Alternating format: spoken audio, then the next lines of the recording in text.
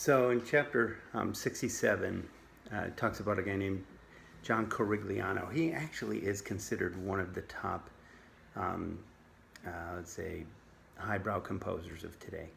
And John Corigliano has taken what he considers folk music for today, and he actually went back to who? But Bob Dylan. Bob Dylan is, many people think he was a great poet. Never loved his voice. A lot of people love his music, and he's taken a ton of different directions with the way that he has been an entertainer. But he wrote an 8-part song cycle called Mr. Tambourine Man. Dylan, this is Dylan when he's like 19 or 20 years old singing this song. Dylan was a real vagabond back in the day, and anyway, this is what made him famous. Let me play Corigliano's version of it. And what he did is he interpreted it with a kind of the sound of the current day.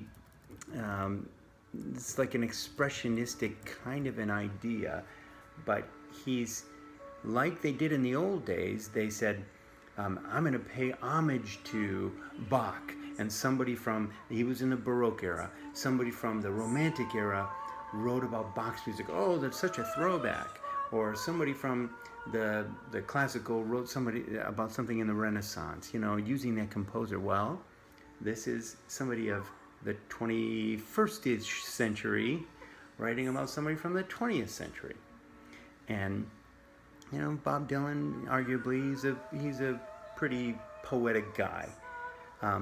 But this is the setting of it. I'm going to skip a little bit.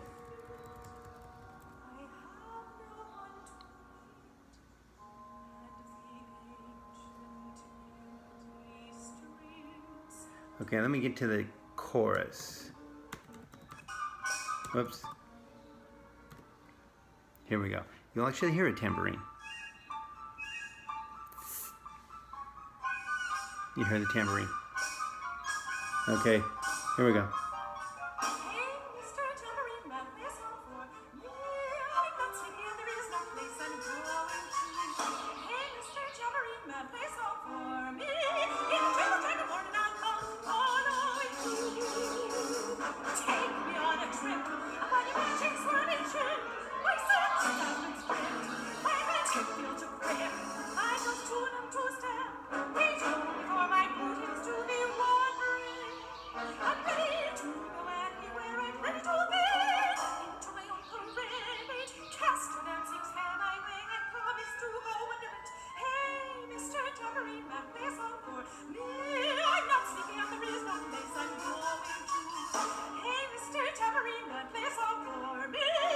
Okay, I heard enough.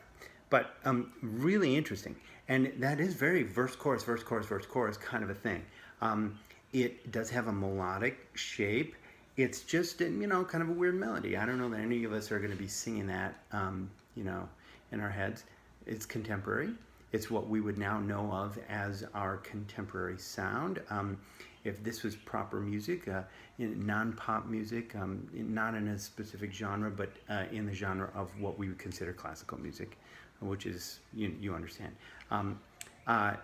That's the stuff that's being written. There's also another gal. This is from chapter 66. Her name is Jennifer Higdon. And I'm really impressed with this. It's actually, she went to a college that wasn't far from where I went to college. And we're about the same age. Jennifer Higdon wrote a piece. It was called Blue Cathedral.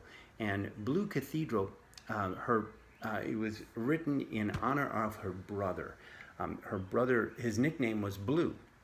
And I don't know why, don't ask, but he passed away. And Blue Cathedral represents basically his brother kind of as an angel. And it's interesting how, oops, I thought it was planned, sorry, here we go. There's a little dialogue between him and his sister and Jennifer. She's the flutist.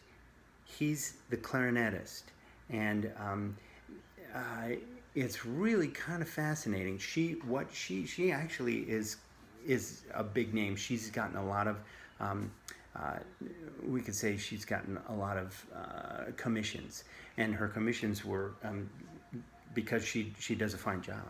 I mean, she actually, if anything, sounds more neoclassical, new classical sound, and she uses the orchestra in a very traditional way.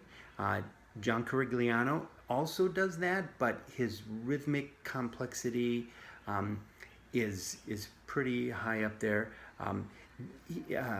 I would say Jennifer Higdon writes more in the style of guys like Aaron Copland, or other composers that have kind of a big, expansive way of sounding. And Aaron Copland was in the middle of the 1900s, in the middle of the 20th century. This is her, the flutist.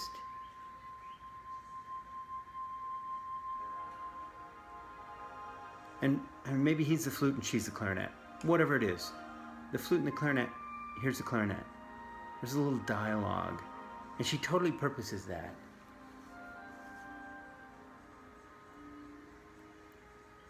Blue Cathedral is in 2 movements. See? Flute and clarinet. I have a friend who plays in some orchestras around, and she's played several Jennifer Higdon pieces. She loves them. She says they're really cool, and it's contemporary music. It's newly written, so that's encouraging to know that there's some other music that's out there that people actually like to listen to. Because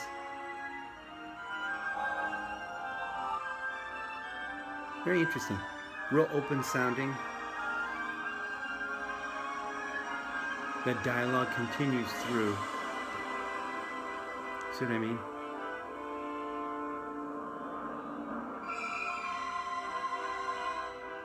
Sounds very much like Aaron Copland. It really, really, it's cool and expressive. There's some fascinating stuff that's being done on this extreme and on another.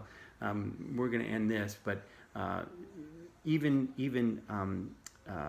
literature that is that has a lot of religious element to it. This isn't expressly religious. This is in honor of her passing, the passing of her brother. So, but people aren't just, once again, I had said this from a previous section, that they're not just writing secular music in this time. It sounds very secular, but some of it also is purposefully religious.